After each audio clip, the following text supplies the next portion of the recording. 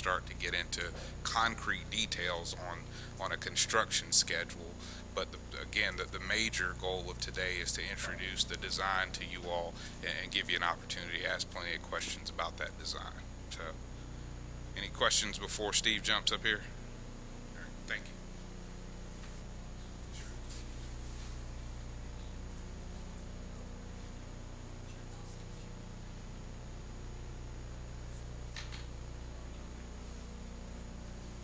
Okay. Good afternoon. Steve and Dennis, this is an informal work session, so we're dispensing with the formality.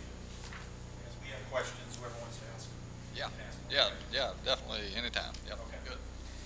So, all right. Well, just to sort of recap some of the topics, clearly we've spent a good bit of time talking about the capacity, how many lanes and so forth we needed, more so at the intersections than at the rest of it. But it leads into the component of laneage and number of cars and so forth over time. So we've got a couple of discussions about that as it relates to Waxhaw Marvin Road, as well as some other improvements over here in the town center area. Clearly, the speed limit was an issue. Posting it at 25 when it clearly needs to be more than that. But the issues with that mainly revolve around sight distance, and it's not only the horizontal piece in some areas, it's more so the vertical curvature, the roller coaster effect. So we've looked at that, and in particular there are some critical areas at Quellen and Puritan, and in particular at their driveways, of course. So we're going to talk about that a little. The on-street parking again at Town Center to help tying it back to the capacity component of number of lanes and a little more expected type roadway system that will be familiar with the drivers. Of course, the pavement, the structural component, cost, and then schedules that we'll hit towards the end. So we've got just an overview of the area. Again, the 16 Kensington intersection on this end, all the way through past Plant, and then Waxhaw Marvin Road on the west side. We'll refer to this graphic a couple of times. I mean, clearly we've got, this connection up here that's a signal behind Lowe's, and Quellen, has got this other entrance on Waxhaw Marvin Road. So what we're going to do first is start on the western end and move to the east. So looking at Waxhaw Marvin intersection, this is the way it looks today, or with the exception of the landscaping that's now filled in. There are some committed improvements associated with developments that's already on the books out there. And so we did this overlay to show that essentially what that results in, if you're coming from 16, it builds a right turn lane coming from the north, and a right turn lane coming from the west. Leaves this southern leg the same. So that's what's on the books right now for committed improvements based on development. Okay. So if we back up to the time where we did the traffic analysis, we said, all right, there's more capacity needs here in the long term than this. Okay, so since we're doing... Just a point of clarity, your traffic analysis versus St. Pat's traffic analysis? Yes, yes, that's exactly right, yes. And that's what, this is a result of the church and some portions of Millbridge's report. So this is like a current day kind of need and a requirement based on those improvements. And that's this. So we take the study that we did to look at the longer term effects, and it resulted in clearly a lot more laneage. I'm going to flip back. Resulted in a lot more laneage than just this. Okay, it resulted in the need for dual left turn lanes on Kensington both sides, 2 through lanes on each side, as well as the right turn lanes. Okay, so a lot more laneage. So in the yellow on this graphic, I'm going to go back again, is representing this edge of pavement that's shown in this committed projects slide. So the differentiation here is the blue that would build out to get between between the committed improvements that are funded by the development today to the ultimate layout of the laneage. So what we've done is looked at a scenario, and we've coordinated with Dennis and Warren on this, in that the lanes going back to the east all the way to 16 are not going to be built today.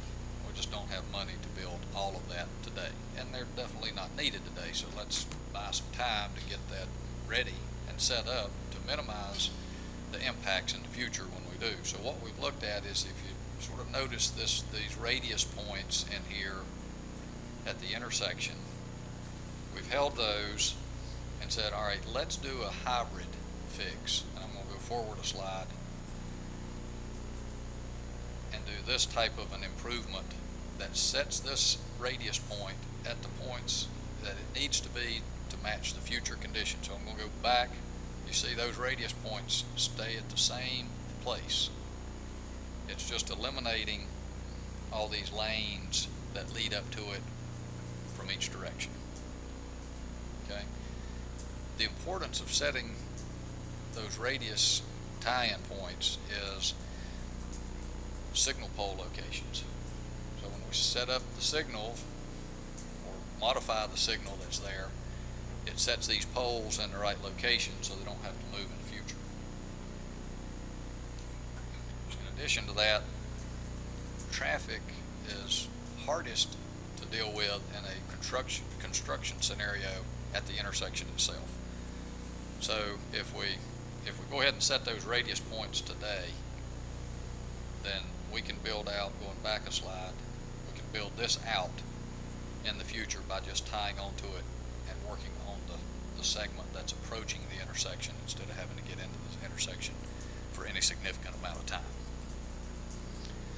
So, all right, so now I'm going to go forward one more slide and add the red in there. This would be the future build-out component.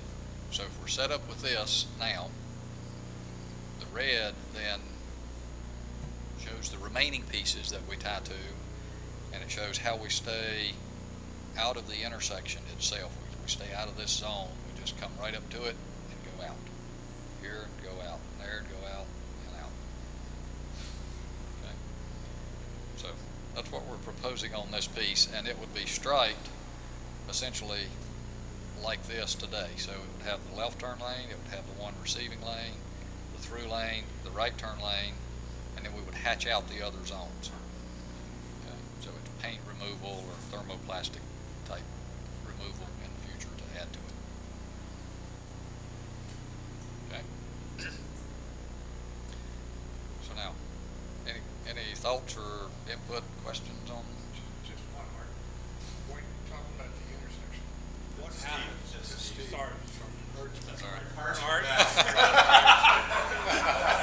Art. Similar, right? He's worse. Sorry. That's all right. When you go back up Waxhaw Marvin, or you go out Kensington to the west, have we taken into account what's happening in those areas? In other words, Waxhaw Marvin past St. Matthew remain a two-lane road, and will Kensington remain a two-lane road? And does Ryland that's there clearing and getting ready to build now, know about any of these things? Are there plans reflected in these things? Yeah, so at least from where we're at right now, this has not been coordinated externally. Okay, we wanted to get to this point, and Yeah, and I'd offer this. I mean, good question. I would view this very much from an intersection design perspective. And so, part of what you're talking about is how do the transitions from the intersection to the actual full build out of the road, how does all of that work together? Personally, I'm confident that they can work together. Can you back up maybe to the, I'm sorry, go forward to, that's back. Yeah, so I'm confident that as the turn lanes transition out, you can bring everything down to a two-lane section or whatever it is today. And as either development comes online, or if the development has already come online, we can fill in the gaps, or we can work with other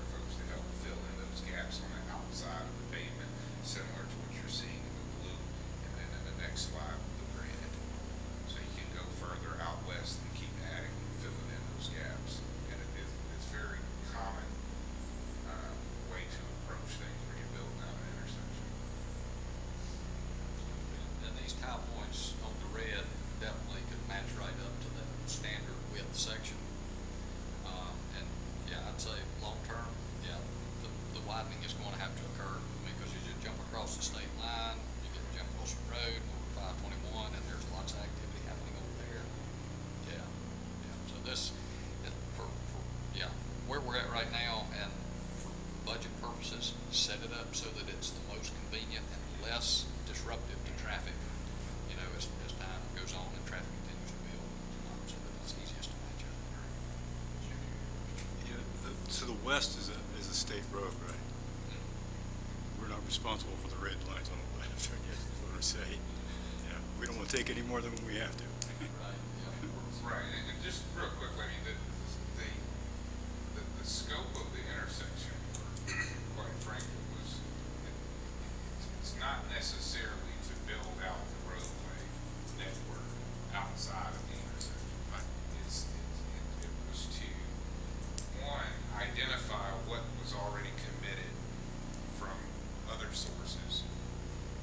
That's this particular drawing, and then as a part of what could our future needs be in the future at that intersection, that was kind of the scope of what they were asked to do and what they're doing. And so as you start, the further you get away from the intersection itself, the grayer it gets in terms of who does what. But under this particular scope, no, that this isn't somehow committing us to do something much farther out.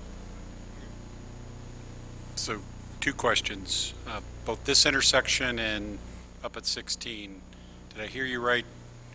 You haven't taken this anywhere, so this would have to go to DOT and have them look at the intersection design since we're intersecting with their roads? They would have to approve. Okay, and we haven't taken that step yet. We've told them, and they're like, we're happy if, you know, if you work to set it up the easiest for us. Yeah, they've definitely told us that. Okay. Yes, the formal approval process hasn't occurred, the formal permitting process hasn't occurred with DOT, but to Steve's point, there's been some Okay, good. preliminary dialogue, so this will be difficult. The second question is what's not clear here, what we were talking about beforehand, the roller coaster effect. Does that occur? Not here, because we're zoomed in too close on the intersection. Okay. We're getting ready to cut left. Okay. I would say. Because it's a sightline, yeah, okay. All those are get answered as they keep moving through the presentation, because this is really, we're going intersection to full alignment, which will cover vertical primarily, and that'll start answering your roller coaster question. Paul? How much right away do we have reserved for that intersection? How much do we have reserved? Yes. Are we at capacity now? We're gonna have to buy property? We would need more. We would. Most likely on all four corners. Will DOT pay for some of the corners? Because it's not all on our road. That has not been their practice in the past. We're gonna have to think about it. This is county, That's county. that's St. Matt's, so that's Yeah. So on us. Who was this? GS Carolina? GS Carolina, not everyone's getting. sure, yeah, they may own that to the as well. GS Waxhaw. Those are individual parcels on the north. Yeah. That's correct.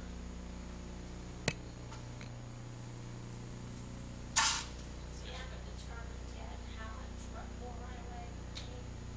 We're in process of that, because when you get into the real estate aspect of it, once the footprint of the road set basically is, you got the permanent road features, you know, that's gonna be in permanent right of way. And then beyond that, you got the construction related elements, you know, are there drainage features that we need to put in a permanent type of easement, not right of way, fee simple right of way, but permanent easement types. Utilities like overhead, utilities, what do we do with those? And then construction easements that are temporary. You can say sidewalk as well. And sidewalk, yeah. It's not, So that's in process. the sidewalks are not a part of committed improvements, but with this, as we move through the presentation, with this scale of construction activity, this may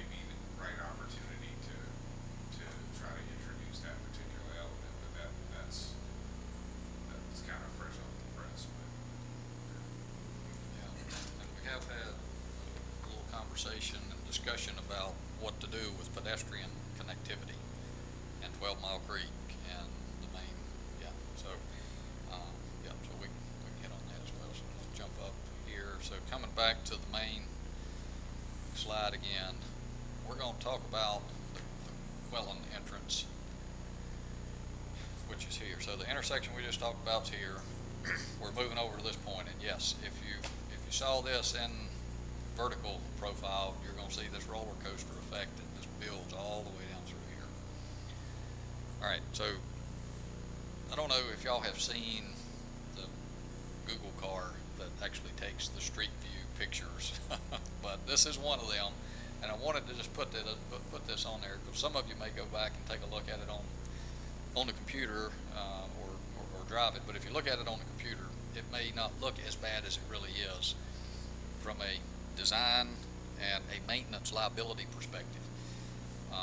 And that's because the camera's sitting way up here, so it's like 10 feet off the ground when it's taking all this stuff when you look at it. The driver's eye height from a design standard perspective is 3.5 feet off the ground. I mean, so this is sitting on an SUV, which is higher than the standard driver eye height. The driver's eye would be about here, so that's 2 to 3 times higher. So anyway, just a perspective.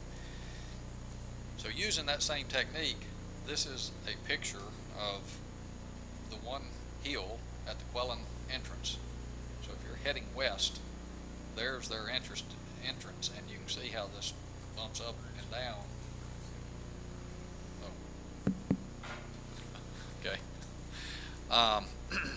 So you can see the vertical nature of how this clearly affects sight distance. Now, this particular one is a sight distance issue associated with the driver on the main road and not the Quellan entrance, because if you're sitting here, you can actually see far enough left and right to meet the design sight distance requirements. So, so what we've got here is we're back in plan view. Here's the entrance. Move just to the east, there's a stream that's crossing under Kensington. And evidently the available permitted impacts to the streams were maxed out, okay, for this section, for this area. And there are walls built on both sides of the road, and there's guardrail on both sides of the road. So we're sort of hemmed in with what we can do from a vertical impact perspective without rebuilding those walls, going through permitting to get more impact rights, etc. So what we're trying to do is hold this point horizontally and vertically at the stream. The farther you go east, there's another roller coaster effect that's happening just to the east of the stream. So looking at it in profile, here's the existing section that's coming through, and an engineered profile that meets a sight distance for a design speed of 40 miles an hour, which would be posted at 35. Okay. So the posted speed limit would go from 25 up to 35. The stream, we're trying to hold this point. The entrance is up here, which, if you could read these numbers, that's going to be cut down about a foot or so. And when you get down to this lower section, we're cutting the road down about 4 feet.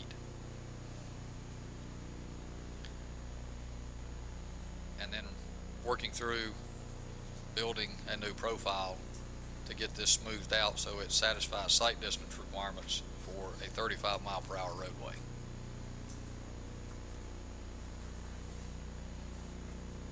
Okay, so between here and Waxhaw Marvin Road, again, there's a few of those dips and and so those are not severe enough to warrant the cost of cutting the top of the hill off. So to meet the sight distance requirements, what we're going to go and do is fill in the valley basically, and so it raises that valley up a little bit, and it gets rid of that effect from the standpoint of inhibiting the speed limit. Yeah. So, but we zoomed in on these because that's the critical zone for several reasons. Clearly, it's the bigger construction component. There's more impact on cutting down. There's impact to the drive, which means this neighborhood drive will be shut down to cut that, to cut down the grade. There's going to be remnants and more grading that occur in these side areas. So So you have to go back to the courthouse at all the time. some distance, yeah, but I mean, we're probably in this zone. I mean, I don't think we're going to be rebuilding a lot of the area around it. It's simply lowering the curve, getting the drainage to work with the new elevations. Yeah, so far enough to achieve that. We're not impacting the monuments. Well, I don't think so. Yeah, I don't think so. Yeah. As we start detailing these points out, we'll know that better and clearly try to work around that, because we don't want to mess with those. I mean, they're there, they look nice, and they're expensive. So, yeah, the intent would clearly be to avoid that. So, yeah, so this we highlighted. There is work vertically that's done over here, but it's more filling in the valley. Yeah. All right. So back to so that area was over in here, and there's the smaller ones. Get to the bridge. So we're going to go on past the bridge, up the hill, and talk about the Curitan entrance for a minute. All right, so that's here. Got an entrance here, entrance here. There's a sewer plant driveway. And the problem is the hill, the hill that's right in this location, in between these two driveways, basically, which is here. So again, even at way off the ground eye height with the Google map, you can see that there's an issue with this driveway, and this one in particular is a sight distance issue with their neighborhood connection. So we can't meet the sight distance requirements coming out of that driveway, making a left turn or a right turn at a posted speed limit of 35. So what we have to do is come in, cut this hill down, and flatten that out so you can see far enough. So again, here's some of the existing ground and the new engineered. So we're still cutting, what, 3 feet maybe in this area. So that's about 300 feet long that we're at the deepest part cutting about 3 foot deep. So go back to this picture. What's that? That's the fill for the other. Yeah, well, yeah, move it over. So we definitely have some very nice landscaping, you know, that we're going to be working around. We still need to establish a shoulder for the road. We need to establish the drainage. The good thing is we're at the top of the hill, so we don't have to carry a lot of volume at this point, but there's impact. There's going to be impacts to the side of the road when we cut the hill down. You know, we're going to have to tie these side points in. Okay. All right. So before you move, Yep. did you run into any problems in this section here? So yeah. So what's happening in here is more of a horizontal deal that's affecting the ability to raise the speed limit. Okay, so the road is actually, when you go around the curves, it's tilted the wrong way, essentially. And so what we're going to have to do is we work through this, we'll super elevate it back the other way and get it positioned properly for that radius curve to meet the design criteria. So the bigger impact from that scenario, other than just the cost of the pavement to get that to happen, is the filling on the outside of the curve. It's low on the outside, and just to get it normal, we're here, then to get it banked the way it needs to be to meet the, so we're really high on this side. We'll be grading, and because that's dropping off to the creek, we're going to be chasing grade for a ways, all right? And in addition to that, the shoulders out here are not what they need to be. So it's just add and add and add to get to that point where we have a proper roadside condition. Tie that in as quickly as we can for cost perspectives and to keep the impacts down, but still, that's, you know, we've got some room we've got to work through there. Yeah. Okay, so now we're going to move over to the section between Curitan and 16. again, this is just a shot. You know, Moe's is here. There's the pond. You got Fifth Third, CVS, Harris Teeter, parking lot. Church is under construction.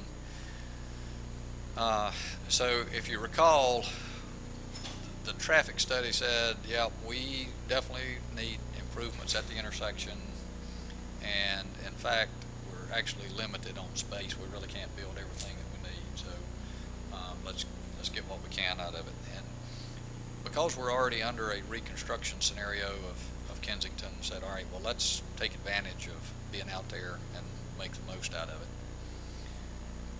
And so we took those traffic demand results, blended that with this project, and again, from the ground shot, you can see there's pavement out there today. Some of it's for processing cars and others for parking. So what we did is converted that on-street parking to usable capacity to address congestion. And just starting at 16, what we've done is we've got 2 lanes that are coming in. Carries past the Fifth Third Drive and goes all the way to the first entrance of the church. Okay, so past this point, that's at Fifth Third. And the outside lane then would drop as a right turn lane to come into the church. The inside lane continues on all the way through, and becomes the through lane on Kensington to head west. Okay, and then we create an area in the middle that allows for left turn storage.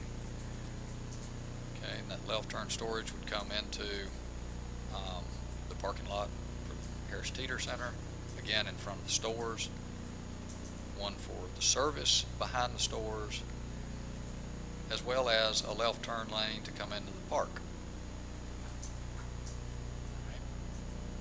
So coming back to the east, we'll start over here. What we've done is, for the most part, held this curve. We'll create a right turn lane to come into the park. So we serve for the park a left turn lane and a right turn lane. Keep this left turn lane to head into the other end of the Curitan neighborhood. And then this one through lane continues on.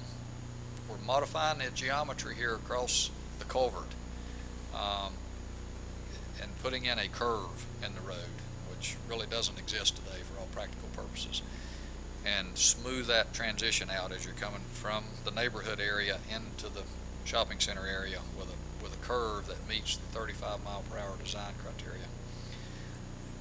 On this side, we hold this curb and gutter because it's in place, it's over the wall, it's got the sidewalk in place, and we're going to hatch out this zone. The other side we have to move. We got to move to get the curb to align properly. As we come past the service entrance behind Harris Teeter, at that point create a right turn drop lane to come into the shopping center. We'll hold this bulb on the eastern side of the drive so that it processes one lane from this side of the drive to the next. And all that's about safety. Getting rid of the parallel parking that's impeding sight distance to the left. Same thing with the right, but the benefit of having that bulb on the eastern side of the drive is it keeps an organization about that eastbound traffic in one lane, so that the driver coming out of the parking lot is not trying to decide, is this driver going to stay in that outside lane and I can take the inside, or are they going to weave over and hit, so we put that in there for that purpose. And then immediately after that, it opens up to 2 lanes that come up to Highway 16. So from this, just to the east of the main drive at Harris Teeter, up to 16 would be 2 lanes. The inside lane would become the left, and the outside lane would be the through right scenario. And there's a bigger version of that over here. We used this on the screen to show the difference between, a lighter gray representing the current pavement and on-street parking, with the darker representing the improvement. This is a version that's sort of showing what the end result would be. So you can see that the 2 through lanes come in, one drops into the church, you get this left turn lane created. At this point, you've got a two-way left turn lane, so you can either go into service, or you can do that left turn to go into the church. At the park, you got the left turn lane in, you got the right turn lane in, still left turn into Curitan, and these lefts and the right into the shopping center.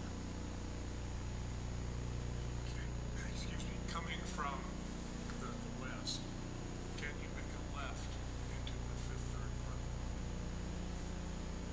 Park? This is paint. Yeah. No, I understand. If you're coming from the west, past the shopping center, can you make a left-hand turn into the Fifth Third? There's nothing, this design doesn't contemplate a restriction that you can. You can, but it's not striped, it's not. It's not, there's no dedicated space to do it, other than turning from the left turn lane that's serving 16.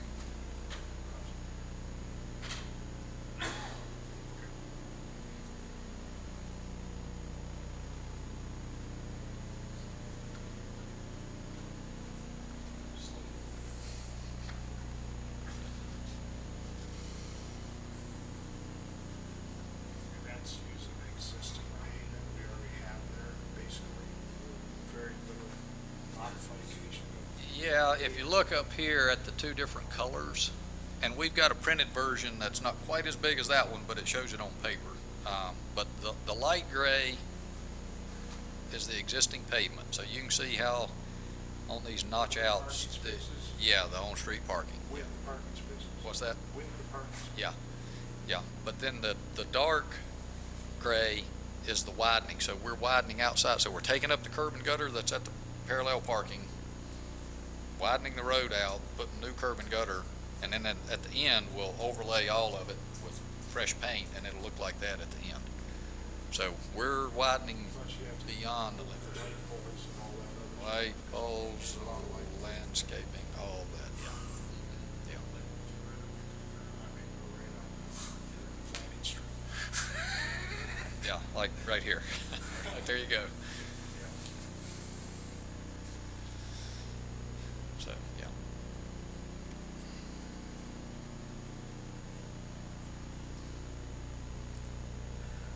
So you're adding some sidewalks to us. Well, yes, I mean, sidewalk exists back to, the pond area now, so we would propose maintaining this and carry that all the way through to get the connection up to what There will are be. sidewalks there now. Uh-huh, that's right, yeah. So this would do that, and for now, at least in this commercial zone, we're showing that would go from the neighborhood all the way over to 16. Okay, so what that does is it creates this pedestrian connection from the neighborhood and from the park, if you wanted to be on the road, to get over here and to get to the 12-foot path. Okay, that's gonna be on 16. Where is pedestrian cross if you come from Curitan? To get to the shopping center or to the YMCA or to the park, where would they cross? Yeah, I mean, the safe we're answer gonna have is, a large volume of people, I would think, coming across that roadway, and we'd probably need a crosswalk.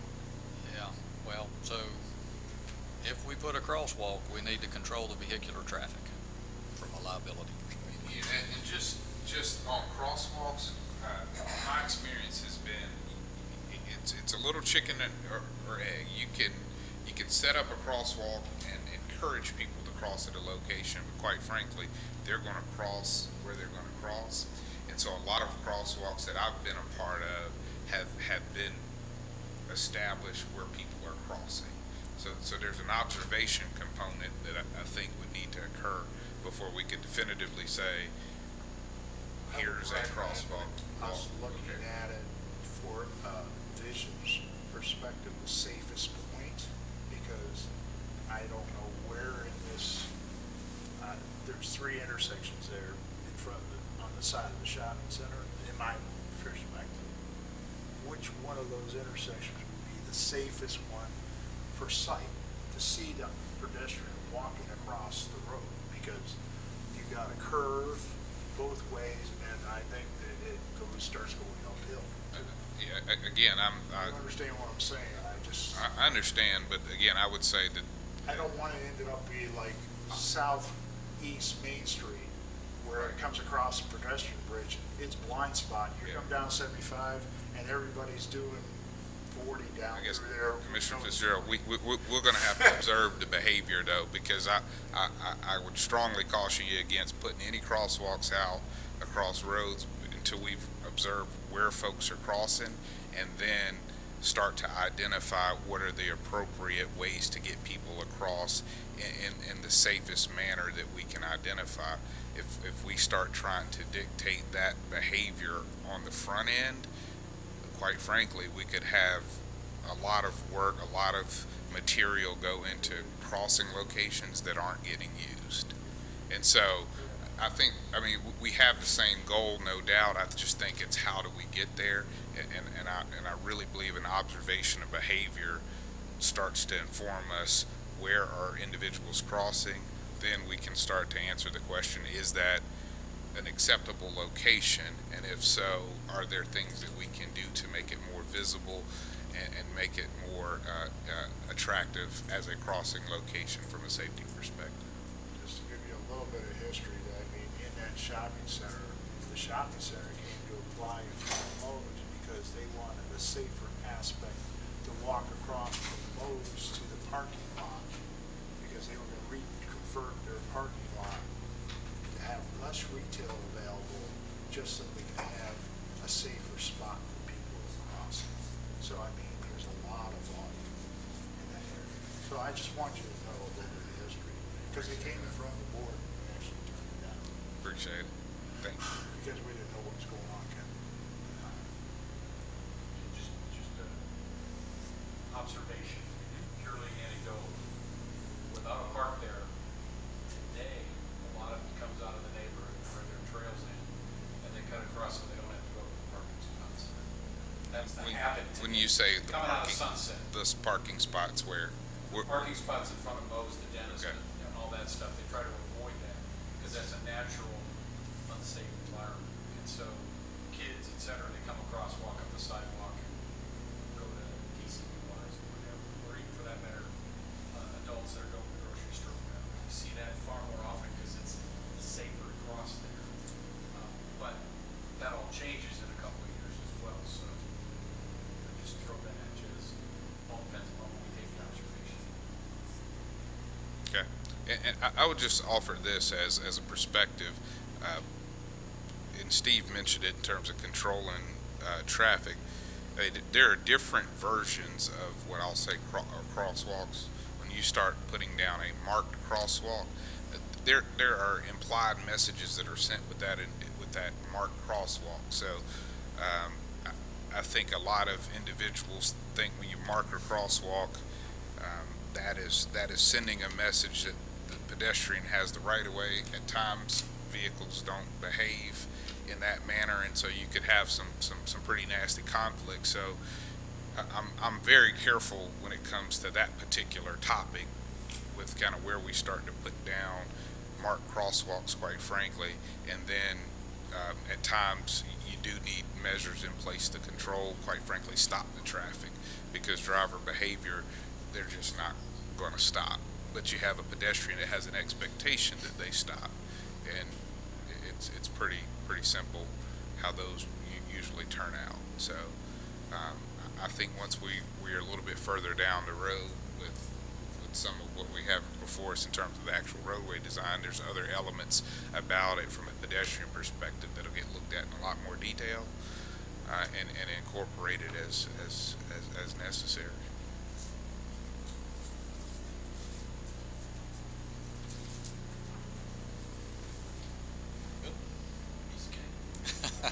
The other question I have is, we're gonna take out a lot of dirt, and then we're gonna reuse that dirt. Do we have a place to store that dirt?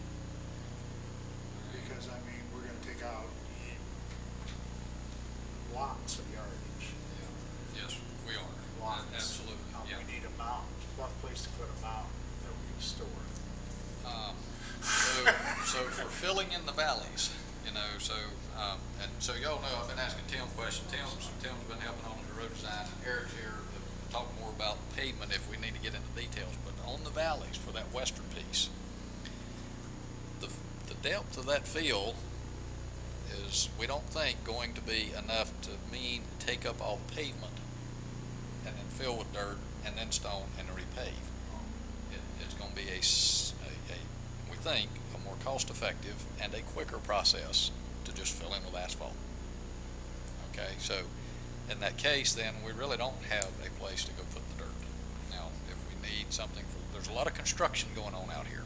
So we would think that there's probably some development opportunity, whether it's the park or Millbridge or the YMCA or the church, on and on and on and on. Yeah, and I would offer that's, on the front end of the presentation, one of the things that I said was a lot of today is very much about design. I think that's a great question. I would put that particular question in the category of kind of the construction phase of the project, and that's generally when a lot of those details start getting sorted out. What do we do with any sort of excess material that we have, and all of those kind of questions get answered before shovels start getting put in the ground. But at the design phase of the project, that's generally you have usually a different set of individuals trying to answer that question throughout a project of this magnitude. So on the design side, there's a lot of obviously what kind of needs to be done from a design perspective. Yes, we're all aware that there's going to be some material, probably excess material, but it's really kind of that construction piece of getting those individuals engaged on what's the best way to handle the excess material, assuming we have some. And it may not all be good material, quite frankly. So some of that material may not be appropriate for fill. We just don't know right now, quite frankly.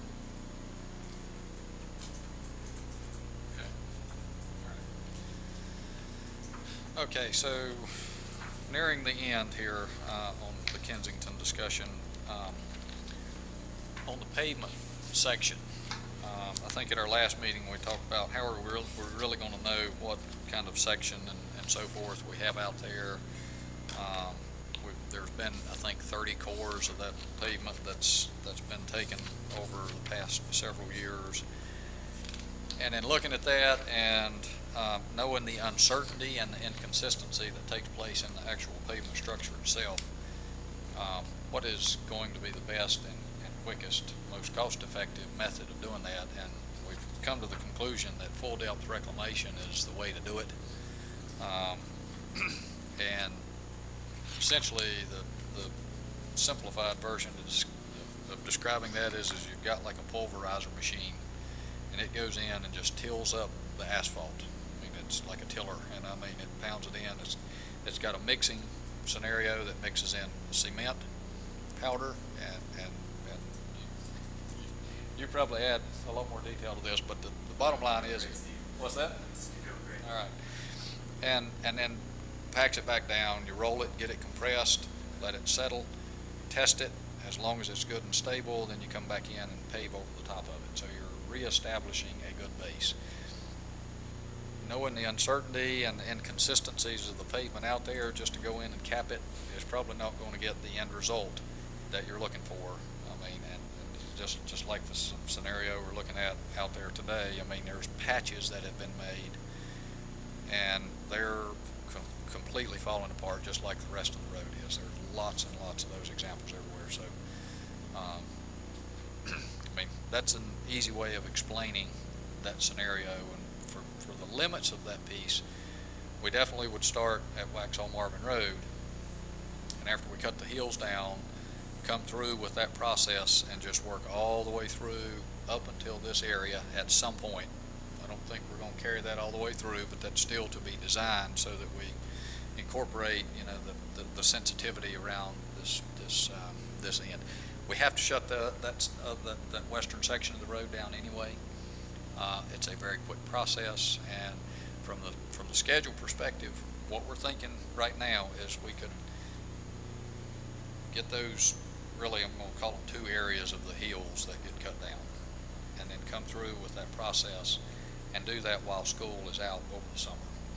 and then have some form of a cap back over the reestablished pavement so that it can be open to traffic.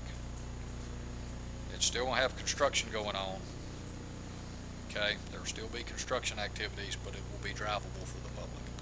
And we think that is definitely accomplishable during the sort of the 3-month period over the summer, assuming we don't have monsoon type conditions again. So that's the process that we're looking at for. Just correct your, Yeah. kind of last slide. Yeah, so, yeah, this, yeah, thanks for the reminder, yeah. So the red would indicate generally the zone of the two hills, basically where we're cutting the hills down. The rest of it, then we would start and continuously come through here, minus the bridge, of course, and do the full depth reclamation component, get it reestablished, and then repave it, and then back open to traffic. What about the super elevating the corner there? You're gonna have to put a lot of fill in there also.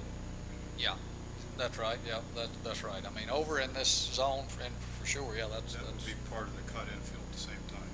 Yeah, yeah. We could take this fill amount here and pull it over, and assuming it's good material, yeah, it should, hopefully it would be. That'll all be done in the earlier phase, and then the paving will come. Yeah, yeah. Just a point of clarification, this seems to apply with not touching the Waxhaw Harbor intersection.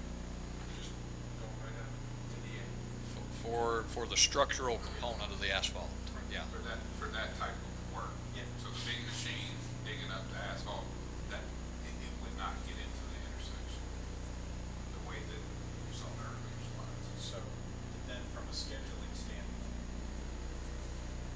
would you hope to do that intersection first and work your way back down, or are you holding the intersection back off to wait till St. Matthew is ready or some of the other stuff? What are you thinking there? Well, to get the economies. If you have, that's fine too. So, yeah, so some of that detail is yet to be determined. So, you know, to finish this out, assuming we're all a go here, it's gonna be design it, review it, get it approved, get DOT to sign off on their two ends. Get all the permits advertised for bid, hire a contractor, and be ready for construction. So that's a lot to accomplish in 3 months, but I think it's doable. Okay, so have them ready to go, and under that scenario, we think they're gonna have to start immediately on the structural components of the road, so that it can be done during school summer session. And if that's the case, then likely they would be doing something. Now, it could be different crews, you know, once you get the base established, then the other improvements could be done simultaneously with different crews. But, yeah, I think because this activity here is what causes the roads, or the need for the road to be shut down. We want to focus on getting that done, and then back in a condition where it's open to traffic, even if it's, you know, slower construction, traffic control scenario by the time school starts back. So, yeah, that's the intent. On the Waxhaw Marvin Road intersection, you're not gonna do any of the grading? I mean, it looks like some of those embankments need to be taken down. You won't be doing that, though. You just won't be extending the pavement the whole way over. Right. It'll be like those earlier slides. Yeah, so we'll do enough to achieve that and probably stop at that point. 'Cause, you know, Sidewalks and utilities, though, none of that. we'll move the utilities that are in the way, and not build any more if there's sidewalk there, and I can't remember exactly, but if it's there and we impact it, we'd replace it. But not to build more. Yeah.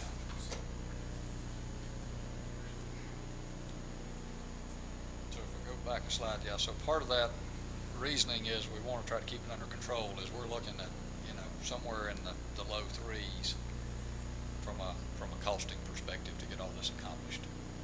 So that's total cost, that includes repayment from bridge / St. Matt's, repayment from wells. That's also part of the line incentives. Yeah, so this would be sort of the Total. anticipated construction cost. So then, yeah, the funding sources are Yeah. from a couple varied, yeah.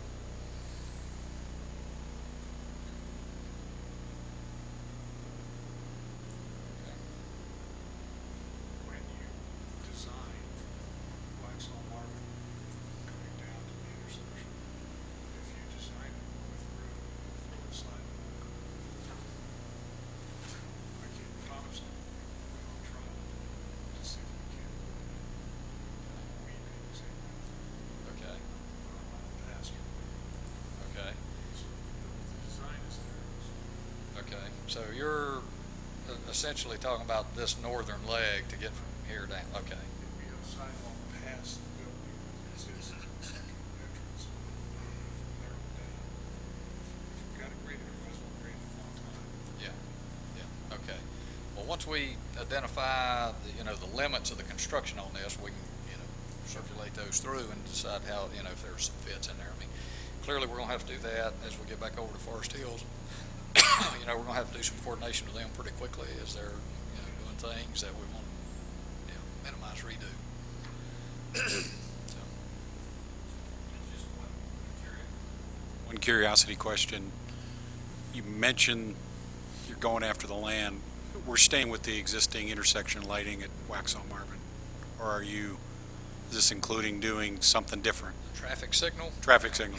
it will have to be modified. The poles are too close. Okay.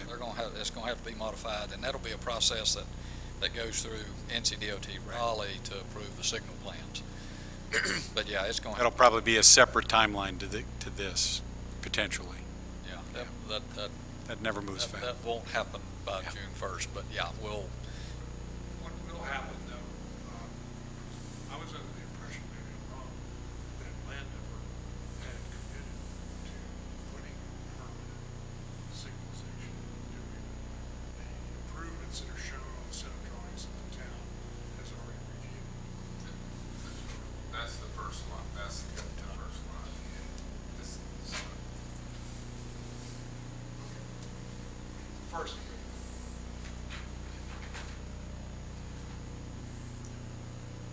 but does the 3.3, that doesn't include any signalization? yeah, it does for this intersection. It includes modifying this signal and modifying the signal.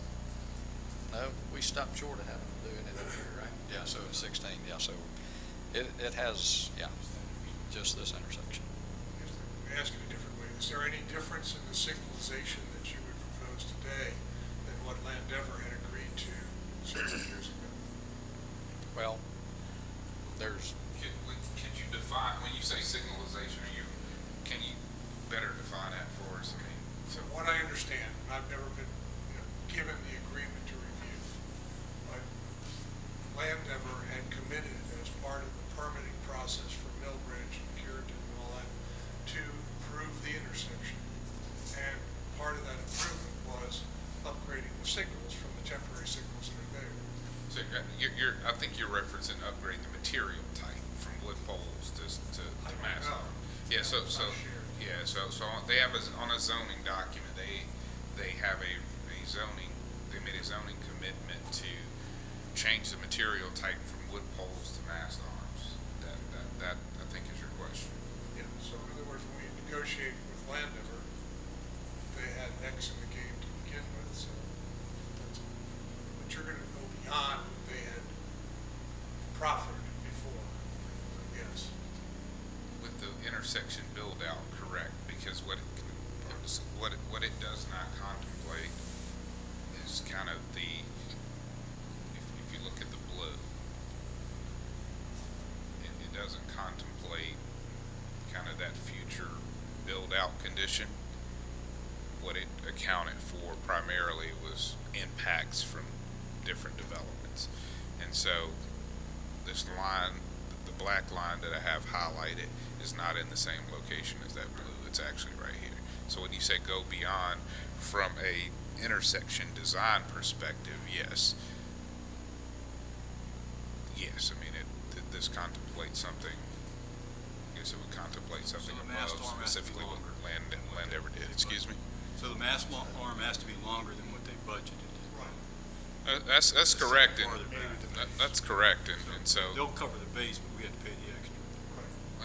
I don't know if it's that cleanly identified. I think Yeah, that particular material type is a point that probably needs to have some dialogue on it, quite frankly, because when you get into material type, there's generally not a lot of wide requirements around material type. Those start to get into preferences, quite frankly, and so at the time that was approved, mast arms were I guess what was desired Well, they during were that zoning required in our process. code. We won't, like, from what I understand, our building code says we have to have mast arm. Wood poles are not acceptable on an intersection.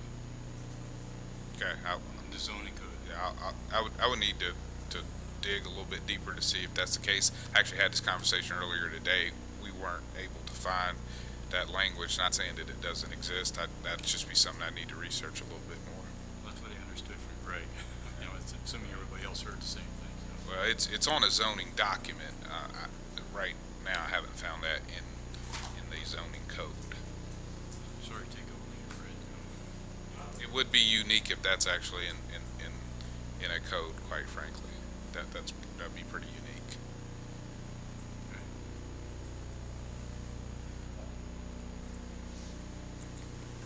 So everything that we're designing here is for vehicular traffic, none of it for pedestrian traffic, basically. There's no sidewalks per se down Kensington at all. That, we, at one time there was a pie in the sky vision that we would have sidewalks down one side and would connect to the greenways and so forth. And I understand that that costs more and that takes a lot more time to engineer too. And I just wondering if that is something we would look at in phase 2 or 3, or we're just scratching. So that's direction that Kimley Horn, they weren't given the direction of accommodating sidewalks in this particular design. A lot of their direction has been around fixing vehicular issues, quite frankly.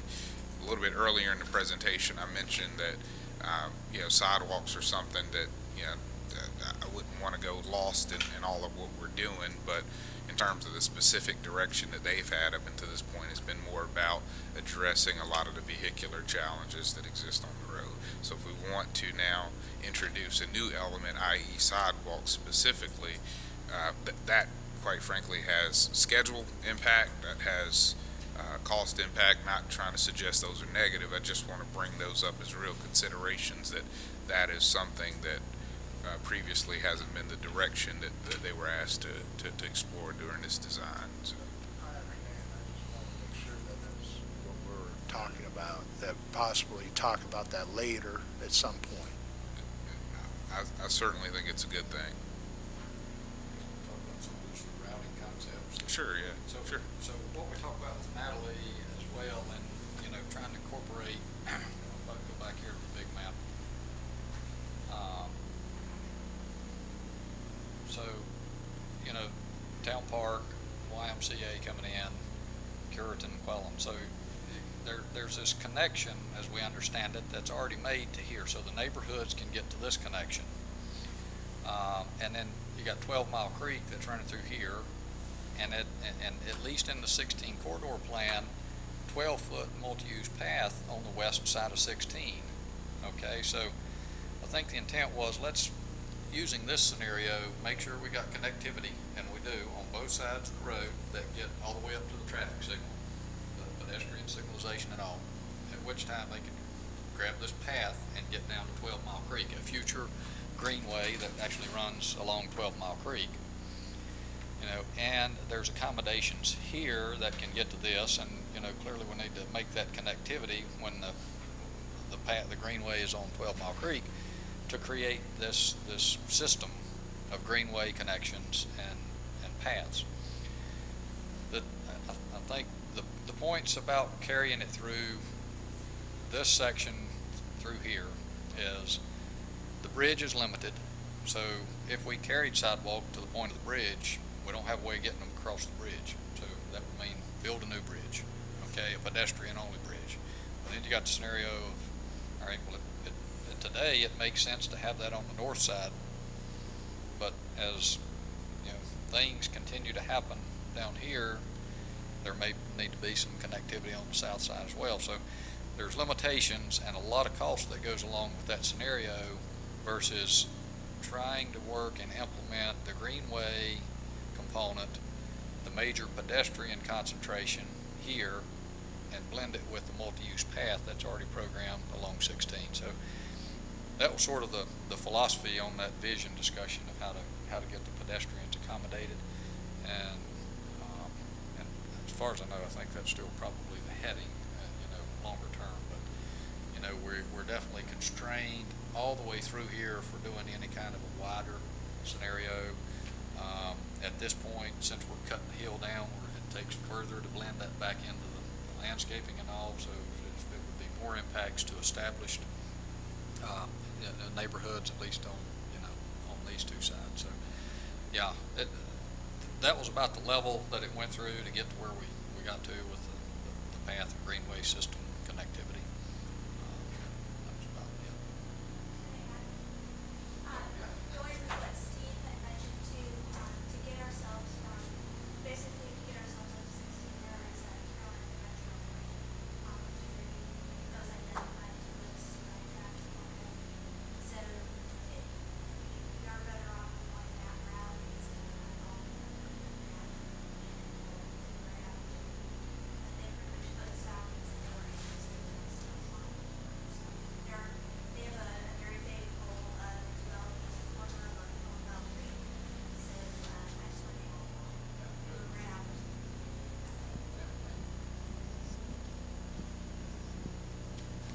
Art? Just a question on shoulder. There is no shoulder on Kensington Drive now. Is the new section gonna have a shoulder to match up to the bridge? So just so that gets taped, there's a question about, there's no shoulder on the ground on Kensington today. Could you expound upon that? Yes, we are going to put a shoulder. Yes, we're going back with constructing a shoulder, a proper shoulder for Kensington. And yeah, it's either 6 or 8 feet we're thinking is what the shoulder width is, and then we drop into the ditch drainage system.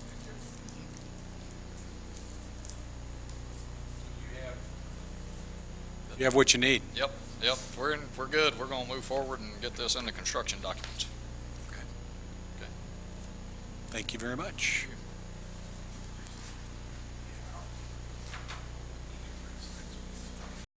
Next up, Waxhaw Parkway alignment recommendation.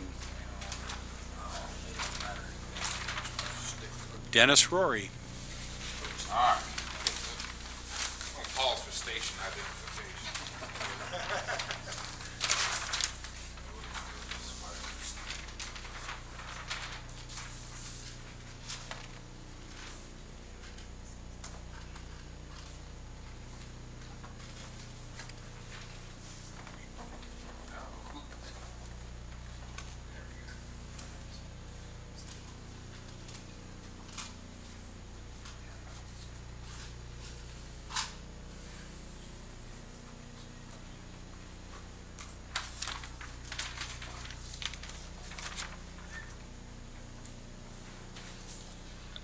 I thought given the size and scale maybe of this next piece of today's work session, it made more sense to go with hard copy graphics instead of trying to put them on a PowerPoint presentation. You may kind of lose a little bit of sight of the actual scale if it's on the screen.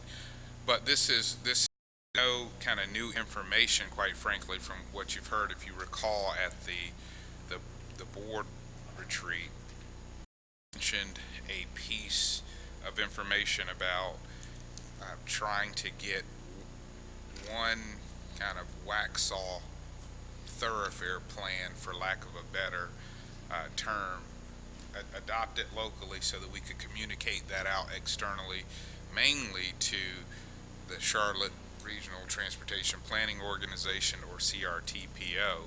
And one of the key components to where I saw a potential maybe gap in some information that we had was with the Waxhaw Parkway alignment, and we have maybe multiple versions that have been out there, and one kind of piece of the alignment, quite frankly, this yellow piece that has that does not show up kind of in some of the other thoroughfare documents that are in place.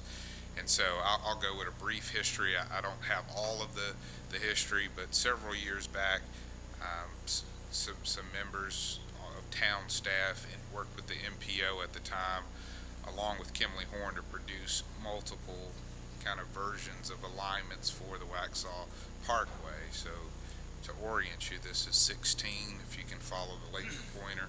This is 75. There's the portion of the Waxhaw Parkway that's been built today, if you recall. And then there were kind of two different versions of the northeast alignment that could potentially work as kind of northeast alternatives, and then there was a southern alignment as well that was proposed. A lot of work was done by Kimley Horn, quite frankly, on our behalf and on the MPO's behalf as well. That's more detailed than what you see up here. There's some cross sections that were done that identify lane widths, shoulder dimensions, things of that nature.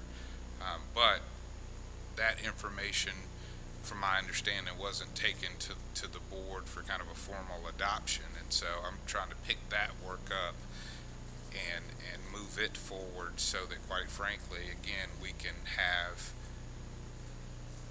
one version of the Waxhaw Parkway, and I'll go over here to this left, which is currently the kind of missing piece of the alignment that's currently on the MPO's map. So the specific request again is that you would authorize kind of staff to move forward with requesting that the MPO or the Charlotte Regional Transportation Planning Organization add this particular alignment to their draft comprehensive transportation plan.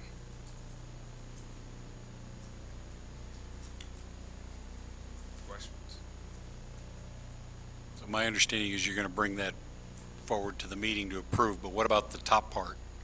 Are we also going to finalize one colored line too, so we have one big yellow circle, or, because there's confusion there as well? Well, I would say that at a CRTPO level, I don't think it's necessary. Locally, I think it is necessary, and the reason that I would say it at that level, not so much at a high planning level, their documents are not parcel specific, quite frankly. Locally for us, yes, parcel specific. So my recommendation would be the blue alignment on the northeast, along with the yellow on the south. And I think this northwest piece, there's still a little bit of dialogue to be had on the northwest, but I think the critical piece, quite frankly, is to get the blue as our preferred alignment along with the yellow. Now, full disclosure, a part of the way that the blue alignment ties into 16 would have some significant property impacts. So as we get to the actual intersection condition, I believe there are ways that we can tweak the intersection condition itself to limit any of those types of impacts. And again, but just to note, intersection conditions generally are not in the purview of the CRTPO. They're more interested in the overall alignment themselves. Did that? Yeah, so you'll bring forward the local recommendation, and then whatever CRTPO does So, correct. will follow. So the request that I would have at a later date of the board is that you would allow the manager to allow me to take two alignments to the CRTPO, two different legs of this alignment, the yellow and the blue, and tell the CRTPO that that's Waxhaw's preferred alignments for Waxhaw Parkway, and they could add those alignments to the comprehensive transportation plan so that we have more or less all of the big roadways that are important to us on one planning document that has some regional importance. When will you have that ready? Because that has a big impact on completing the comprehensive plan, which has an impact on the UDO. Yeah, I won't have it tonight. I could have it at the next board meeting. It'll look very similar to what you're seeing right now. It'll just show up as an official agenda item. I did not want to take it that far before bringing it here in case there were other questions that I could answer better in this type of format or form. As a sidebar, let's say we approve the blue and the yellow I think the yellow, there's not very much utilities out in that area at this point. And I guess you would have to get the county involved because they would have to run utilities out there. Short answer, Correct. short answer would be yes.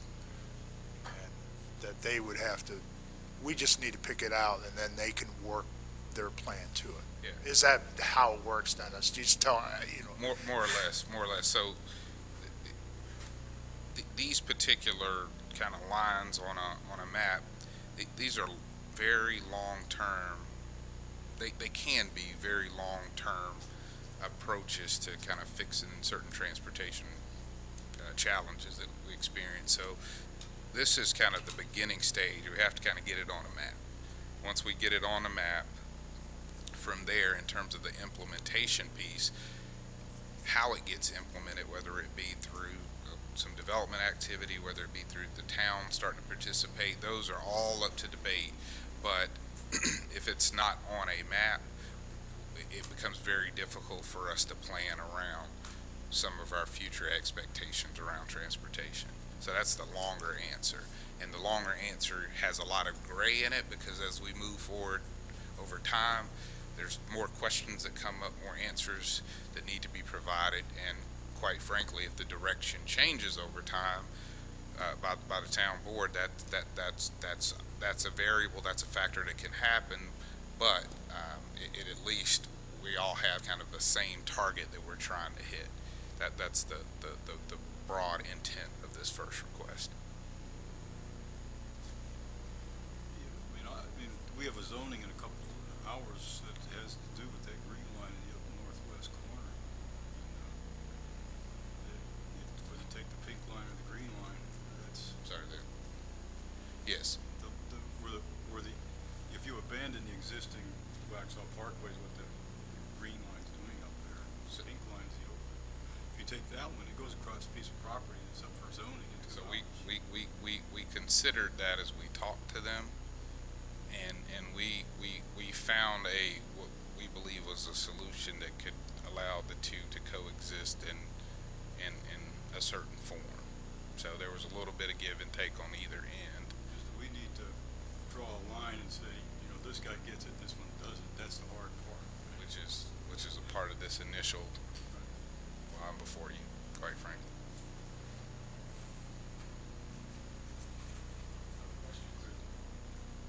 So we'll see this in March You will. as a final approval. You will. Okay? Okay, just next topic, and I do have a presentation, so I'm not sure if you're able to see it on your technology or if it's on the board behind you. But I wanted to give you all an update on Union County's critical intersection analysis project. A lot of words, but at a high level, what the critical intersections analysis project is this: the CRTPO had a certain amount of money via planning funds that were allocated to Union County broadly for an evaluation of several intersections within Union County that could use some help from a design perspective and a preliminary cost estimate perspective. So intersections that weren't fully built out, that were known challenge spots, Union County as an organization reached out to the different municipalities within the county and solicited feedback on several intersections and asked us if we could provide our top 3 most important intersections that could be candidates for this planning funds that were available via the CRTPO. And I've jumped ahead quite a bit, but through some feedback, quite frankly, that I heard from the board, and also just some work that Kimley Horn had done, some knowledge I had, and others throughout the town, I had identified. I think these are 5 intersections. Again, they requested 3. All of the municipalities ended up submitting over 55 intersections, if I'm not mistaken, that had to get whittled down to 15. But of the 5 that I submitted, 1 was moved to the recommended for kind of future evaluation, kind of planning work. I listed NC 16 and Gray Byram in red because it's on the list, but we had some preliminary work done, quite frankly, that was very consistent with the work that this program is intended to do. So there was no need for us to get funds to do work that we already had done, that Kimley Horn had done for us. But I requested that it stay on the project list because, as I understand it, the 15 intersections will be carried forward for future dialogue for more funding opportunities in terms of design and ultimately construction. And so I requested that we not get penalized for doing some advanced work, but we're not going to ask for money for work that's going to do exactly what this program's intended to do, but we want to make sure that that intersection is competitive when it comes time for any conversations around design money, construction money. And so that they agreed to that, and so it is on the list. It's just not on a preliminary planning funding list, which NC 16 and Bonds Grove is. Just stepping back a little bit from what I said earlier, these are the intersections that were submitted all across the county, Waxhaw being kind of in the bottom left corner, but this gives you a feel for the level of participation and interest across the county for different intersection projects. And so if you can read kind of the text up here, correct me on my math, but that may work out to 57 or so, if that's 32 and 10, maybe it's 32 and 19, but in any event, several, the circles in white were dropped. The ones in red, they were not considered for other reasons. You'll see that our downtown location, Cuthbertson, Kensington wasn't considered, primarily because we had done a lot of work there already, and what's needed at this stage is probably outside of the scope of this specific program. This is Gray Byram at 16, even though it's showing red, it will be considered for design kind of construction money, but not for preliminary planning purposes. And here's Bonds Grove and Bonds Grove Church in 16. I'd also submitted Pine Oak and Waxhaw Marvin, but it did not meet a certain criteria, so it was dropped before it was even brought up in dialogue.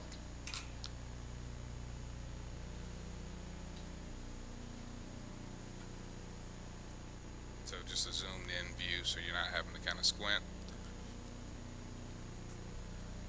And just potential kind of improvements that could occur at Bonds Grove Church, which is running kind of east to west on the screen, and 16 north south. I think probably the obvious improvements could be a northbound left turn lane on Bonds Grove Church, and then a westbound on NC 16. There could most likely be a right turn lane added on this approach, and a right turn on 16 as well. Some of those decisions will be made kind of after the actual preliminary planning work starts to happen, but wanted to give you a flavor of what could be possible considerations or options. And also have a packet, I'll pass it out right now, that has the information on the screen and some additional information if you have some future questions at a later date, but it covers a lot more detail than I covered here. But I did want to give you kind of a high level overview of the project. Does that mean the planning is done by June, the end of June? Correct. That's correct. Correct.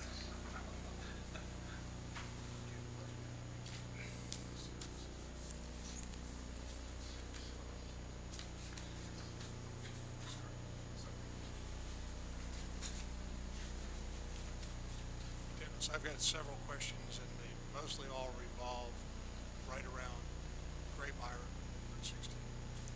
This has been a subject that's been discussed for years and years and years.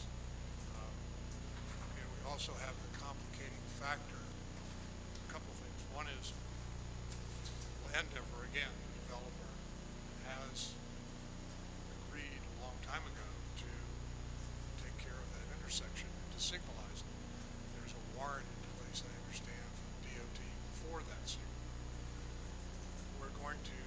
close Kensington Drive sometime this summer, so we're gonna throw a lot more traffic onto Gray Byram, Pine Oak. Why can't we do what Landover has promised to do, so we get a traffic signal at that intersection to where it works? If it has to be taken away in the future, or it's only temporary, I think it's much better to have a temporary signal there where we're going to possibly kill somebody than to wait for a long planning process to get the final version. Okay. Yeah, the short answer is there's right-of-way issues. Even for the temporary.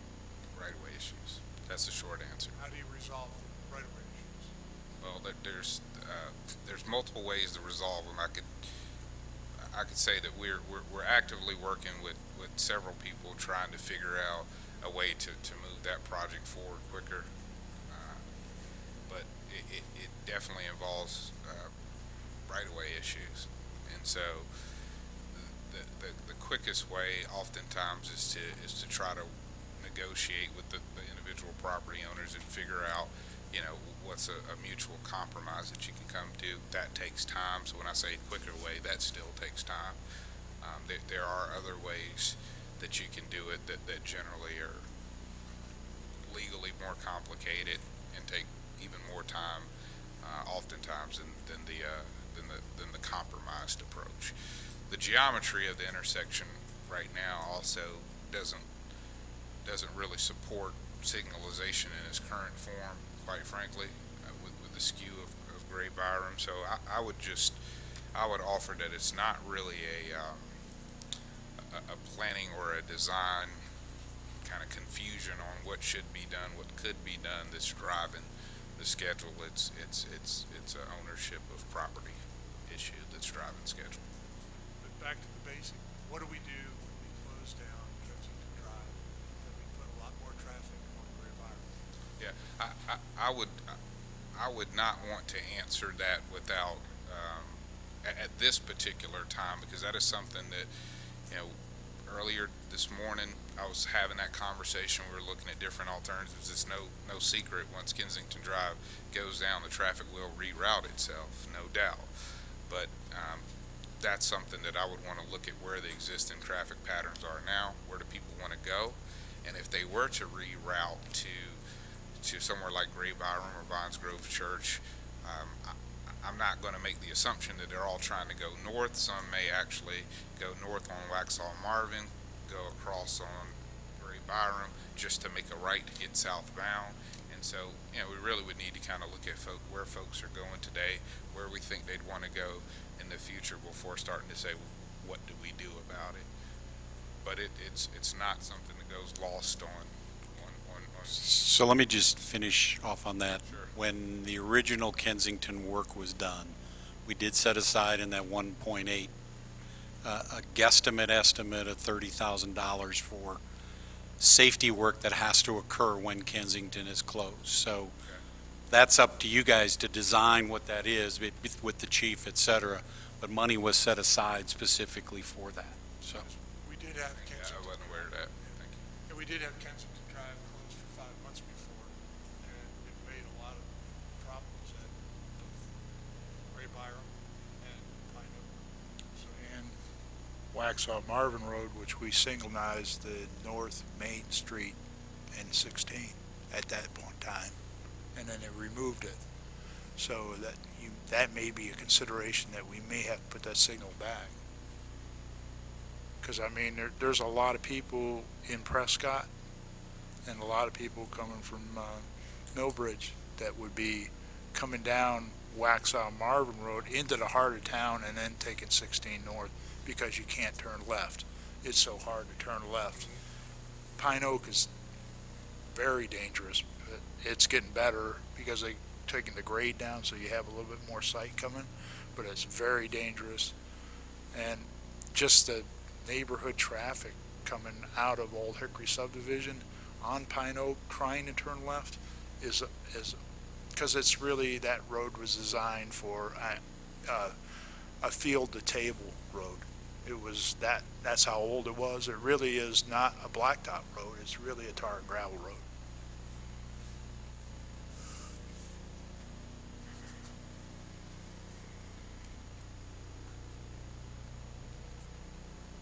Any more questions on the intersection project, or? Thought the chief walked in to give us the answer, but I guess not.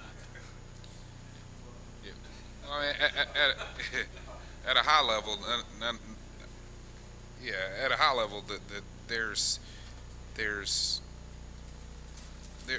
will be some. I'll say friction will be the word that I'll use with any of these changes. So, if you go back to the first presentation that Steve provided, working on, I think he would agree that working on new alignments from a construction perspective are much easier than working on an existing alignment. And a lot of the challenges that we've talked about are challenges associated with working on existing alignment. What do you do with the people who are connecting to the roads? What do you do with folks who want to walk across the street? What do you do with the existing landscaping? What happens when that traffic that's used to being on the road reroutes somewhere else? These are big questions. These are big challenges that a lot of thought and effort have to go through to try to figure out what's the best solution. But I would just offer as feedback that any solution that I think we can arrive to is going to come with a certain level of friction, a certain level of there'll be a period of uncomfortable time on the road as we're trying to get to a better place. And that's not to scare anyone. It's just to manage expectations that as we're doing some really good things that are moving us in a positive direction, there is a transition period through the construction phase that we'll have to be patient through that process on how we kind of deal with the friction. I think we also all have to remember the design of the Food Line intersection, the design of Gray Byram, the design of Bonds Grove were done several years ago. And one of the things that when Warren came in, he asked, let's look at this not as they were designed, but will they last 15 years? Right. And we're finding out that they weren't designed to last that. And so we're having to do rework on these, which is again taking some more time. And we're dealing with variables and factors that are not solely in any one entity's control. So when you ask Commissioner Burrell about Gray Byram and can we accelerate what's happening there, I think we're moving on a parallel path outside of the critical intersection project as quickly as we can. But the best answer I can give you is, again, there's some right-of-way things that we're working through that take time, and that's probably the biggest driver there, quite frankly. Okay, any other questions? Last item, Charlotte Regional Transportation 4.0. Do a quick update, or the real answer the questions. Do we have Highway 16 on the scoring list, and do we have the Waxhaw Parkway on the scoring list? Yes. Okay.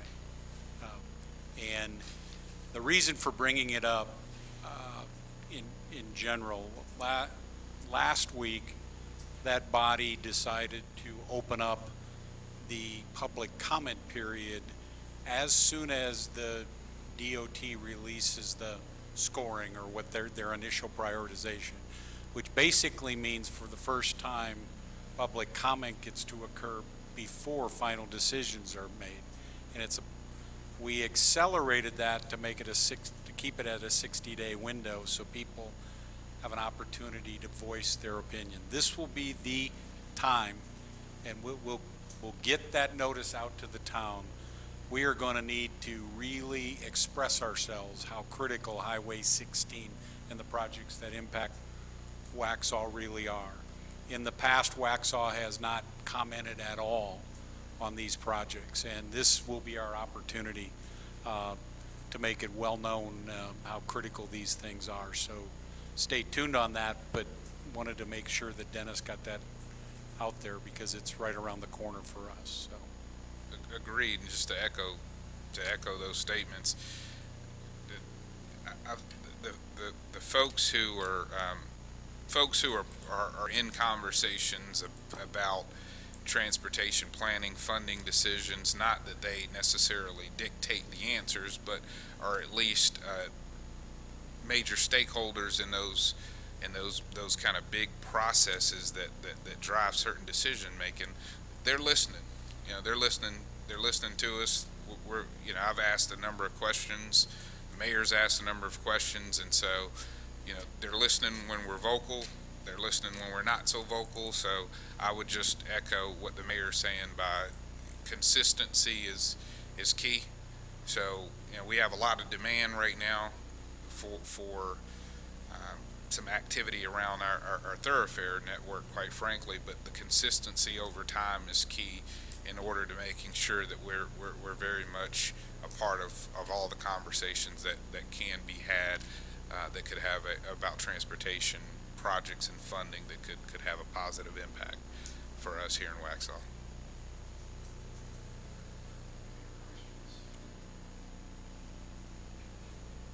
Thank you both for everything today. At this point, I'll entertain a motion to adjourn the work session. Motion to adjourn. All those in favor? See you at 6:30. That was good. And he answered just like our